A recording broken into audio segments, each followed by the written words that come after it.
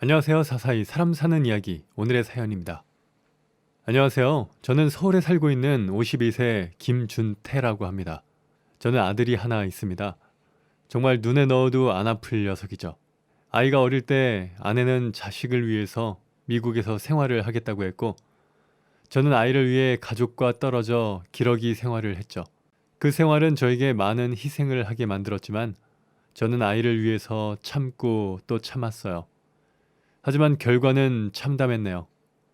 그 시간은 저희 가족 모두에게 고통만을 준 것 같았습니다. 떨어져 있으면 마음도 멀어진다고들 하는데 떨어져 있던 그 시간 동안 마음이 멀어진 것은 물론이고 저희 가족들은 서로에게 말할 수 없는 비밀이 생겨버리고 말았거든요. 저는 대학 시절 경영학을 공부했습니다. 다른 친구들은 대학교를 졸업하고 바로 취직했지만 저는 대학원까지 갔고 28살에 석사를 마친 후 취업을 했고 그해 아내를 만나 결혼까지 했죠. 그리고 이듬해 아들 하나를 낳았습니다. 취직은 늦게 한 편이지만 대학원에서 공부했던 기간을 경력으로 인정을 받을 수 있었고 덕분에 진급이 굉장히 빨랐습니다. 입사할 때 이미 대리급이었고 34살에 과장을 달 수 있었죠. 회사에서는 저에게 거는 기대가 컸습니다. 그래서인지 36살이 되었을 때 회사에서는 저에게 외국에 있는 지사에 파견 다녀올 것을 권하더군요. 처음엔 생각할 것도 없이 바로 거절했습니다. 외국에서 근무하는 기간은 길어야 3년 남짓이라고 했는데 가족들과 떨어져 있고 싶지 않았거든요. 회사 측에서는 좋은 기회임을 강조하며 저에게 유리한 조건을 내세워 설득했습니다. 사실 지사에 파견 다녀오면 직급과 연봉에 상당히 올라가는 일종의 엘리베이터 효과가 있다는 건 저 역시 잘 알고 있었죠. 사장님까지 나서 좋은 기회라며 다시 생각해보라고 하더군요. 저는 우선 다시 생각해보겠다고 말을 하고 아내와 상의했습니다. 해외 지사로 파견을 가라고 하네? 뭐라고 하면서 거절을 하지? 아이가 어려서 안 된다고 하면 더는 권하지 않으려나? 전 아내에게 거절을 하려는 구실에 대한 조언을 얻으려고 했던 거죠. 하지만 아내의 반응은 제 예상과는 전혀 반대였습니다. 오히려 저를 나무라면서 그런 좋은 기회를 왜 거절하냐고 하더라고요. 본인도 외국에서 생활해보고 싶었다면서 가족들 집에 차까지 지원해준다는데 뭐가 고민이냐고 했습니다. 얼마 있다가 돌아올 건데 굳이 그 기간 동안 온 가족이 외국 생활할 필요가 있을까? 안 나가는 게 나을 것 같아. 특히 아이가 어린데 환경이 자꾸 바뀌면 안 좋잖아. 이건 당신에게도 분명 좋은 기회야. 능력이 있으니까 경험 쌓으라고 외국 지사로 발령 내준 거잖아. 갔다 오면 초스피드로 승진할 수 있을 거고. 그리고 아무리 짧은 기간이라도 살다 보면 애가 영어도 금방 배울 수 있을걸? 아내의 계속되는 설득 끝에 저는 결국 지사 발령을 받아들이고 가족들과 다 함께 미국으로 건너갔습니다. 미국에서의 생활은 나쁘지 않았어요. 그리고 아내의 말처럼 아이도 곧잘 적응하더군요. 그렇게 미국 생활을 한 지 3년 정도 되었을 때 한국으로 복귀 발령이 났습니다. 저는 아주 당연히 한국으로 갈 준비를 했지만 아내의 생각은 다르더군요. 여기 좀 더 있을 수는 없어? 확실히 애들 교육 시스템도 훨씬 좋아. 지금 한국 들어가면 현태 영어 다 까먹어. 좀 더 있는 게 현태 미래에도 좋잖아. 더 있고 싶어도 있을 수가 없어. 회사에서 한국으로 오라고 하는데 무슨 수로 거절을 해? 내가 회사를 그만두고 여기서 다른 직업을 찾아볼 수도 없잖아. 현태 영어가 걱정이면 영어 학교를 알아보거나 좀 더 크고 어학연수를 보내도 돼. 하지만 아내는 외국어를 잘해야 나중에 대학 가기도 수월하고 좋은 직장을 구할 수 있다면서 오히려 저에게 아이 미래를 생각하지 않는다고 타박을 했어요. 결국 저희는 아이의 의사를 물어보고 결정하기로 했죠. 그런데 아이 역시 이곳에 있고 싶다더군요. 아내는 아이를 앞세워 초등학교 졸업할 때까지만 미국에 있겠다고 우겼습니다. 어쩔 수 없이 저는 아내와 아이를 남겨두고 혼자 한국으로 돌아왔어요. 그렇게 기러기 아빠 생활이 시작되었습니다. 한국으로 돌아온 저는 부모님 댁에서 지내며 월급의 80%는 아내에게 보냈습니다.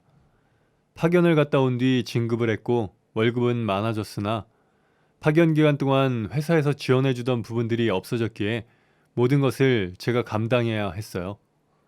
아내와 아들이 사는 집 월세, 회사에서 제공해줬던 차량도 반납해야 했으니 따로 사야 했죠. 그리고 아무래도 그곳의 물가가 더 비싸다 보니 생각보다 많은 돈이 필요했습니다. 그래도 몇 년만 참자 생각하며 버텼죠. 그런데 아내는 아이가 중학교를 입학할 나이가 되었을 때 돌연 말을 바꿨습니다. 중고등학교도 미국에서 보내겠다며 한국으로 돌아오지 않더군요. 저는 매일같이 전화를 걸어 이제 그만 돌아오라고 했지만 미국에 눌러 앉아있는 아내를 강제로 데려올 수는 없었죠. 그렇게 아내와의 대치 상황이 계속되던 어느 날 갑자기 아버지의 건강이 급격히 나빠지셨습니다. 병원에 입원해 각종 검사를 했지만 정확한 원인은 찾을 수 없었고 일상생활이 불가능하셨기에 그 상태로 지내셨습니다. 하지만 아내는 시차가 안 맞는다는 이유로 전화 한 번을 걸지 않았어요. 저와 형님은 퇴근 후 병원에 들려 아버지를 돌봐드렸고 낮 시간에는 주로 간병인과 형수님이 번갈아가며 아버지를 간호했습니다. 형님과 간병인 비용을 반반씩 내기는 했지만 아내의 빈자리가 죄송했던 저는 따로 형수님께 고생한다고 용돈을 드렸습니다. 그러다 보니 제 생활비가 터무니없이 적어지게 되어버렸어요. 간병인 비용을 내야 하니 내 생활비가 너무 적어서 당신한테 보내는 돈을 좀 줄여야겠어. 아내는 지금 받는 돈도 빠듯한데 여기서 더 줄이면 어떻게 살라고 하는 거냐면서 난리를 쳤고 저는 그렇게 생활이 힘들면 다시 한국으로 들어오라고 했죠. 제가 강경한 입장을 고수하자 결국 아내는 간병인 비용 빼고 보내라고 하고는 전화를 끊었습니다. 그런데 그날 이후 아내와 연락이 잘 안 되더라고요. 원래 일주일에 두세 번은 출근하기 전에 아내와 영상통화를 했는데 미국에서 더 이상 전화가 걸려오지 않았습니다. 제가 전화를 해도 받지 않았고요. 아들에게 전화를 걸어보면 그때마다 현태는 집에 혼자 있는 것 같았어요. 물론 아들이 한국 나이로 16살이었으니 집에 혼자 있는 것이 문제될 것은 없었지만 진짜 문제는 다른 곳에 있었죠. 현태야, 엄마 없어? 엄마랑 할 말이 있는데 엄마가 전화를 안 받네? 엄마 지금 집에 없어. 뭐? 지금 거기 밤 10시 아니야? 맞아, 지금 10시야. 근데 이 시간까지 혼자 있어? 엄마는 어디 갔는데? 엄마? 몰라. 학교 갔다 왔을 때부터 없었는데 아직 안 들어왔어.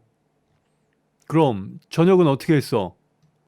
집에 있는 우유랑 시리얼 먹었어.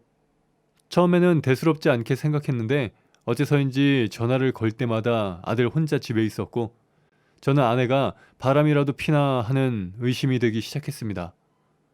가끔 아내와 통화가 될 때마다 아내를 추궁했지만 이상한 핑계만 늘어놓을 뿐이었죠. 아내가 명확하게 말을 해주지 않으니 의심만 늘어났습니다. 하지만 같이 사는 게 아니니까 확인할 방법이 없더군요. 결국 저는 명절 연휴 기간에 아내와 아이가 있는 곳으로 갔어요. 일부러 미리 말은 하지 않았죠. 장시간 비행 끝에 저녁 늦게 아내와 아들이 사는 집에 도착했는데 그날도 아이는 혼자 있었습니다. 혼자 있던 아이는 저를 보고 깜짝 놀라더니 방방 뛰며 좋아하더군요. 저는 짐을 풀고 집 여기저기를 둘러보았습니다. 청소를 안 한 지 며칠은 되어 보였고 빨래랑 설거지거리가 잔뜩 쌓여 있었어요. 게다가 냉장고에는 우유랑 시리얼 그리고 빵처럼 간단히 끼니를 때울 수 있는 것들 뿐이었죠. 그리고 1시간쯤 뒤 아내가 집으로 들어왔습니다. 아내는 갑자기 나타난 저를 보고 깜짝 놀랐고 저는 아내에게 대체 지금까지 뭐 하다가 이제 온 거냐고 물었습니다. 아내는 우물쭈물 하더니 그동안 거짓말해서 미안하다고 하면서 입을 열더군요. 알고 보니 아내는 제가 보내주는 생활비가 줄어서 아르바이트를 하고 있었습니다. 근처 이웃집에 아기 봐주는 일인데 그 부부의 귀가가 늦으면 본인도 어쩔 수 없이 늦는다며 제가 알면 속상할까봐 이야기 못했다고 하더라고요. 저는 아내가 생활비를 벌려고 고생하는지도 모르고 의심한 제 자신이 부끄러웠습니다. 민망하고 속상한 마음에 아내에게 사과를 했고 우리 부부는 그간 쌓여있던 오해를 풀 수 있었습니다. 그렇게 몇 년 만에 가족들과 행복한 명절 연휴를 보내고 한국으로 돌아왔어요. 이후 한국으로 돌아온 저는 아내가 일하지 않도록 투잡을 했습니다. 신생업체에 컨설팅을 해주는 일이었죠. 투잡이 금지인 회사이긴 하지만 아내와 아이를 생각하면 어쩔 수 없었습니다. 그렇게 번 돈은 꽤 짭짤했고 저는 아내에게 예전처럼 돈을 보낼 수 있었죠. 하지만 아내는 그 일을 그만두지 않았어요. 이제 예전처럼 돈을 보내줄 테니 그만두라고 말도 해봤지만 이번엔 그 집 부인이 간곡하게 부탁을 해서 어쩔 수 없다고 했습니다. 그러던 어느 날 아들과 통화 중 아이가 갑자기 한국에 돌아가고 싶다고 했습니다. 저는 아들에게 재차 의사를 물었고 현태는 한국에 가고 싶다고 생각한 지 꽤 되었다고 했죠. 저는 다시 아내에게 외국 생활을 접고 한국으로 오라고 말을 했습니다. 현태, 이제 여기 나이로 15살이야. 고등학교 졸업할 때까지는 이곳에 있어야 해. 여기서 고등학교까지 졸업하면 한국 좋은 대학교 지원할 수 있는 길이 많단 말이야. 그러면 명문대학도 문제없이 들어갈 수 있어. 그러려면 아직 3년이나 더 미국에 있겠다는 소리야? 현태도 한국에 오고 싶다고 하고 나도 이렇게 생활하는 거 힘들어. 6년 미국에 살고 학교 다녔으면 이제 영어 교육은 충분한 거야. 무엇보다 애가 한국으로 오고 싶다고 하잖아. 하지만 아내는 자신의 의견을 굽히지 않았습니다. 결국 그날도 저희 부부는 전화로 싸우고 말았죠. 혹시라도 생활비를 안 보내면 돌아오려나 싶으면서도 그럼 아이가 힘들 것 같아 그럴 수도 없었습니다. 그런데 나중에 알고 보니 아내가 처가댁의 도움을 받아 그 부부와 사업을 시작했더라고요. 그 사실을 알게 된 저는 아내가 미국에 있고 싶어하는 진짜 이유는 본인이고 아이는 핑계일 뿐이라는 것을 깨닫게 되었습니다. 그렇게 아내와 싸운 뒤 한동안 연락을 하지 않고 지냈는데 오랜 투병을 하시던 아버지가 돌아가셨습니다.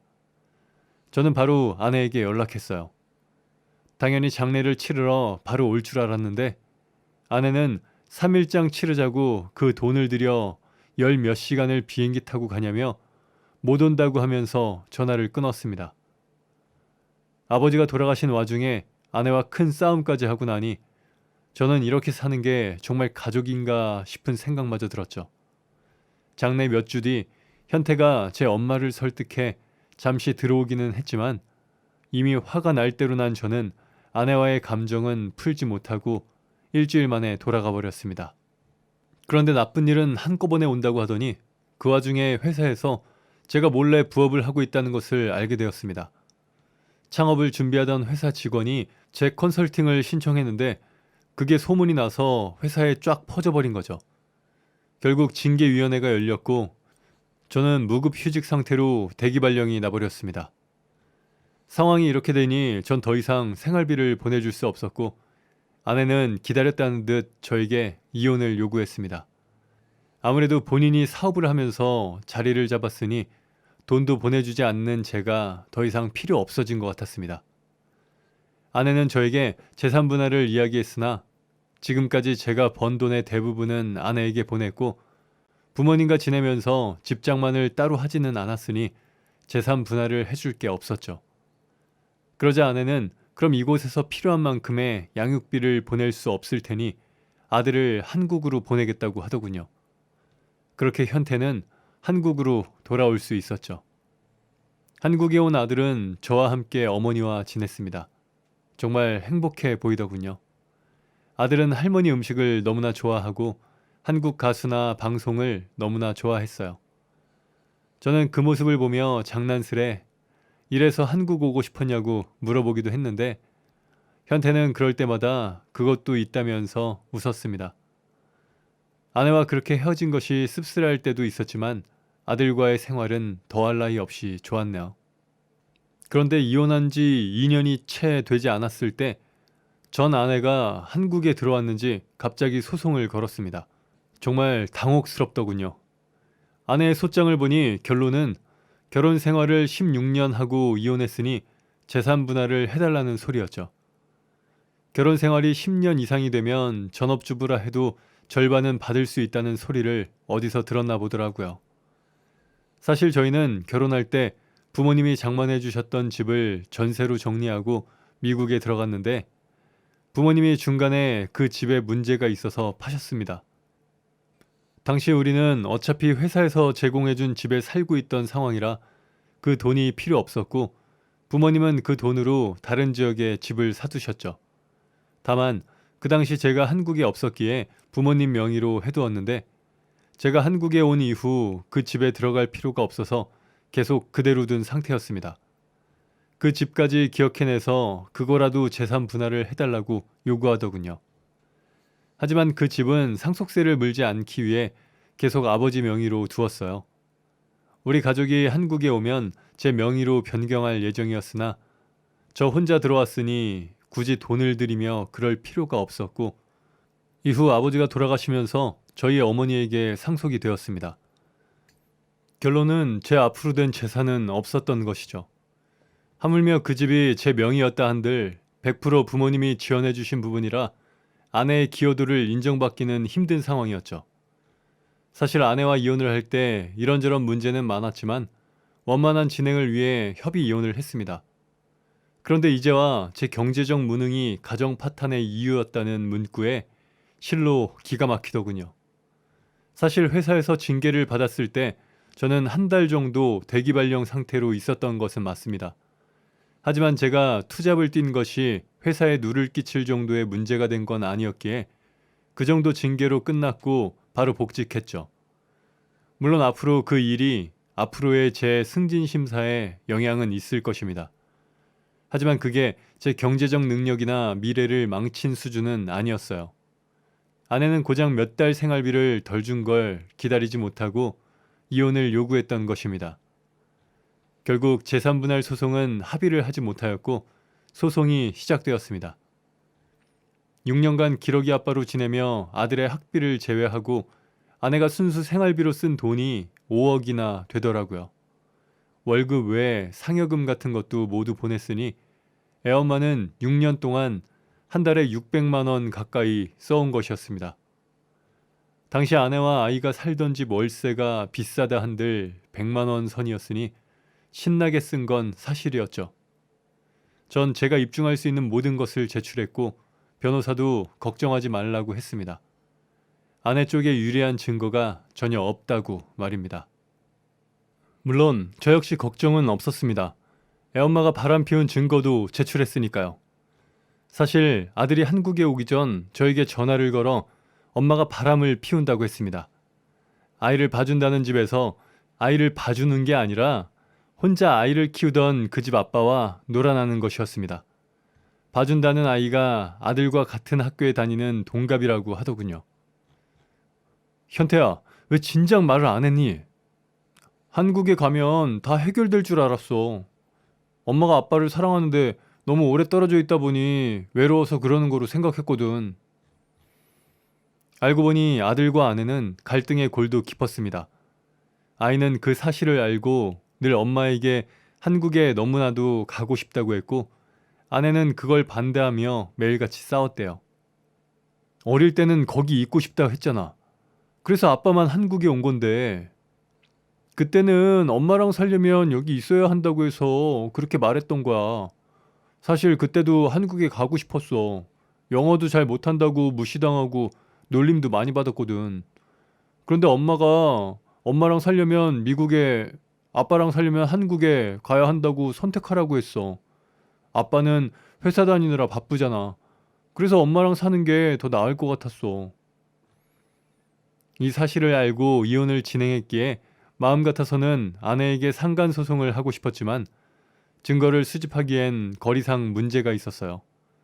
아들은 본인이 하겠다 했지만 어른들 문제에 아이를 넣고 싶지는 않았습니다. 저는 최대한 조용히 이혼하면서 아이를 데리고 오는 쪽으로 방향을 정한 거죠. 물론 아내에 대한 복수가 제대로 되지 않은 게 아쉽기는 했습니다.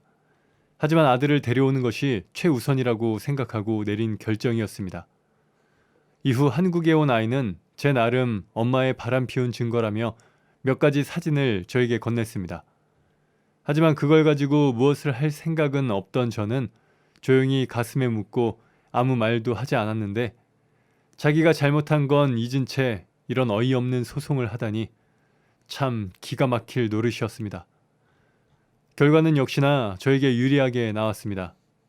16년 중 함께 산 10년에 대한 재산 기여도는 일부 인정되지만 6년간 별거 중 외도를 했고 지속적으로 함께 살 것을 요구하는 남편의 의견을 무시하고 한국에 가고 싶다는 자식의 의견도 무시했으니 혼인 파탄의 책임은 아내에게 있는 것으로 결론이 났죠.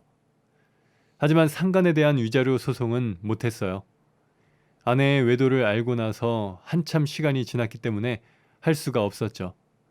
재판부에서는 이런 여러 가지 상황을 고려해 1,000만 원의 재산 분할을 인정했고 전 애엄마에게 지난 2년간의 양육비를 딱 그만큼만 청구했습니다. 그렇게 모든 건 끝났네요. 이 글을 보시는 분들도 대충 눈치는 챘겠지만 애엄마가 이혼 2년 뒤 한국에 들어온 이유는 결국 그 사업도 안 되고 그 남자와의 사랑도 깨진 것입니다. 제 딴에는 돈과 사랑 사이에서 제법 갈등을 한 모양인데 저에게 받는 돈이 끊기니 바로 사랑에게 갔다가 얼마 못 지내고 끝난 듯합니다. 이 일이 있고 몇 년 뒤 아들이 군대 가기 전 다시 이야기해보니 엄마가 바람 피운 걸 꽤 오래전부터 알고 있었더군요. 아들에게 정말 미안하더군요.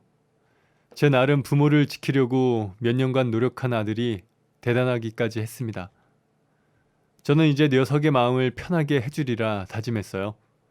혹시나 싶은 마음에 엄마에 대한 감정을 슬쩍 떠봤더니 외국에 함께 있던 6년 동안 엄마에게 많이 지친 듯 하더라고요. 자신은 지금 생활이 너무나 즐겁고 편하다고 웃으면서 말을 했어요. 물론 외국물을 먹고 돌아온 아들과 지내는 게 전처럼 편한 것은 아닙니다. 생활 습관이나 가치관에서 많이 부딪히기도 하거든요.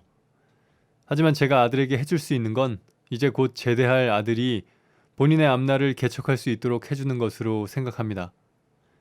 사실 처음에 이 글을 쓰게 된 계기는 얼마 전 태연 엄마가 찾아와 면접 교섭권을 따지는 바람에 과거의 일이 생각나서 누군가에게 하소연하고 싶어졌습니다. 그리고 아들은 이미 성인인데 면접 교섭권 운운하면서 아들이랑 만나게 해달라고 하는 모습이 참 딱하기까지 했어요. 어이가 없어 이제 성인이 되고도 남은 아들과 직접 이야기해서 만나라고 했더니 당장 보고 싶으니 집에서 만나게 해달라고 하더군요. 그렇게 보고 싶은 아들이 군대 간 것도 모르고 있다는 것에 기가 차더라고요. 떨어져 살면 모르더라. 너도 애가 뭐하고 사는지 모르는 것처럼 나도 네가 뭐하고 사는지 몰랐어. 너도 한번 느껴봐. 이후 태연 엄마는 아들이 군복무 중임을 알게 되었는지 그 뒤로 저에게도 아들에게도 따로 연락이 없습니다. 사실 자식이 있으니 언제 또 나타날지는 모르죠. 하지만 별로 신경은 안 쓰이네요. 모든 기러기 가족에게 가족이 떨어져서 사는 게 잘못된 것이라는 소리를 하려는 것은 아니에요. 하지만 가족이라 생각하면 기본적으로 함께 지내는 것을 기본으로 하는 게 좋다고 생각합니다. 제가 경험해보니 가족에게 필요한 것이 돈은 아닌 것 같습니다. 함께 부대끼며 사는 것, 그 자체가 진정 가족이 되어가는 과정이 아닐까 싶습니다. 지금까지 제 이야기 들어주셔서 감사합니다. 네, 오늘 사연은 여기까지입니다. 사람 사는 이야기, 채널 구독과 좋아요, 알람 설정 부탁드립니다. 감사합니다.